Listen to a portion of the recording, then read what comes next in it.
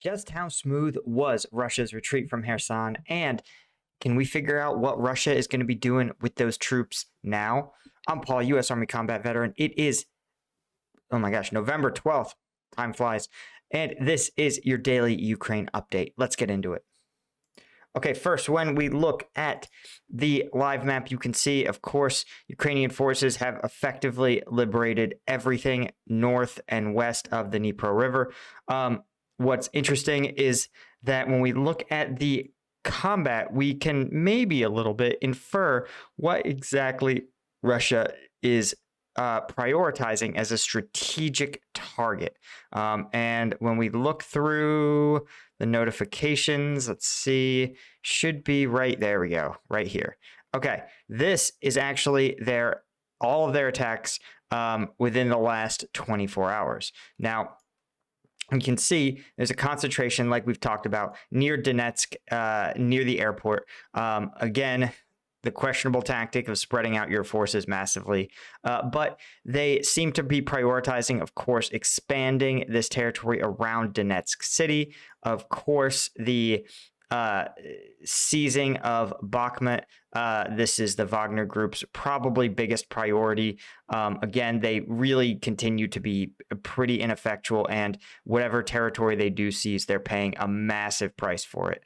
And of course, there is, as we've seen, Russian forces trying to kick the Ukrainians out of this salient here near Bilohorivka, where Ukrainian forces are sort of up against a small river here and otherwise surrounded on three sides by Russian forces. Again, they've had really limited success in all these areas. But what I think this can be used for is an indicator, since there are a lot of reports that Russian forces have and are continuing to build extensive defensive positions along this river here, which says to me that they're not planning on turning around and going on the offensive, that they really want to hold Ukrainian forces on the northwest bank of this river, and that many of their best troops are going to now be reassigned to other areas of the front where they're needed, which again, I really think Donetsk, Bakhmut,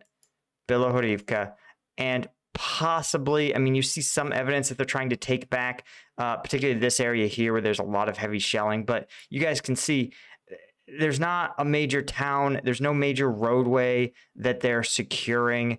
There's nothing of real operational significance here. So I really suspect that this is going to be where the most of those troops are going to be reallocated. The other interesting news is, I speculated that, Russia has certainly had time to move its equipment into the backfield, but that this retreat still felt pretty hasty. And there's some evidence that that is indeed the case. You can see here is a picture of the Russian army having abandoned an S-300. This is like a long-range missile system in the retreat. If this is true, and I really don't know enough to identify definitively that this is an S-300 emplacement, that would be a significant sign that there is at least a little bit of hastiness around this. We also see Russia has abandoned some of its older armored pieces. These are T-62 tanks captured near Kherson. You can see they even got their little cope cages, which actually won't stop a javelin, but it will stop a drone round, which is a real threat. So, credit where credit's due, I guess. What's fascinating, though, is there's a lot of social media reports of Russian soldiers who apparently have ditched their combat gear and are staying behind but have retained their weapons. There are two theories. The first is that these are Russian conscripts who, while they don't want to be identified as Russian soldiers, are going to try to just sneak back home or surrender, and are not operating with Russian command's authorization. The other theory is that they are actually going to become guerrillas or partisans that, fight against Ukraine forces, much the same way Ukrainian forces in Kherson and Mariupol have fought against Russian occupation forces. So it remains to be seen But again, the thing that you need to be a good partisan is popular support. You need networks of safe houses. You need people willing to feed you. You need people willing to give you ammunition, lie about whether they've seen you.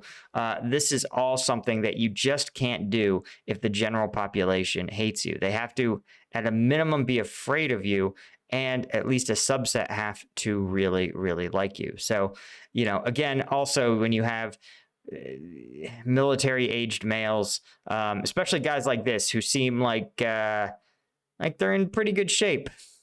They seem more likely to be diehard professional soldiers, Spetsnaz types, than they are to be random, recently mobilized, not especially loyal conscripts. I think if you were a conscript looking to just beat feet out of this war, you would ditch your weapon.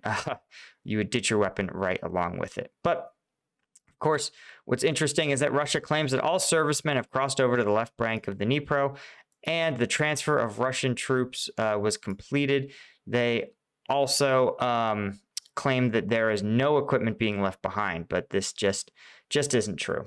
Anyway, guys, that is all I had for you for today's update. Thank you so much, as always. If you want access to the uncensored combat video breakdowns, the kind that I can't show you on YouTube is obviously cracking down, censoring pretty hard. That's all on the Patreon. So you guys want to do that if you want to support the channel. Link is in the description. Thanks, my lieutenant tier patrons, and I'll see you all in the next one.